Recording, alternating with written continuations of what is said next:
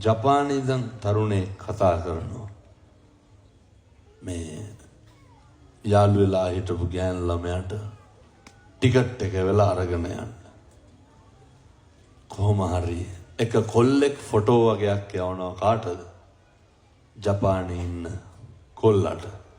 අර ඒ ගෑනු ළමයා යහංගත වෙලා වෙන පිරිමි දරුවෙක් සමග. මම මේ කියන්නේ අර අනියමේ තියෙන ආදීනව. ඒ කොල්ලා මට ෆොටෝ වගේක් එව්වා.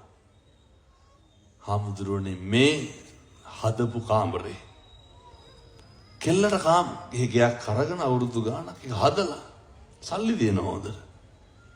මේ හාමුදුරුවනේ ගත්ත ඇඳුම් කාටද?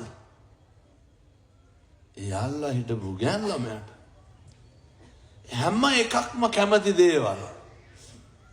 අර පුදුම කරන එකට මොකද්ද කියන්නේ? සර්ප්‍රයිස් කරනවා. කොල්ලා සර්ප්‍රයිස් වුණා. ටිකට් එක වට පස්සේ කියනවා හාමුදුරුවනේ පෙර ලොකු පිනක් කරලා තිබ්බලු මොකේද?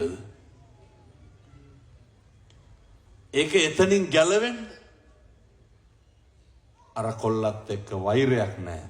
කොල්ලට පින් දුන්නා මාත් එක්ක. ඇයි ඒ ෆොටෝ කැල්ටි ගෙව්වට? අන්න තරුණයන්ට ඔහොම ජවයක් තියෙන්න ඕනේ. තරුණයා ආවේගශීලී නොවී තියෙන්න ඕනේ. කිසිම දාක තරුණයෙක්ගේ අතින් කිසිවෙක් ගුටි කන්න හොඳ නැහැ. ඇයි? ණය වුණත් පොඩ්ඩක් පෙනේ අල්ලන්න ඕන, නැත්තම් මිනිස්සු දරමිටියට බඳිනවනේ. මම මේ කියන්නේ ඔය ඔළුව පාත් කරගෙන ඉන්න කියලා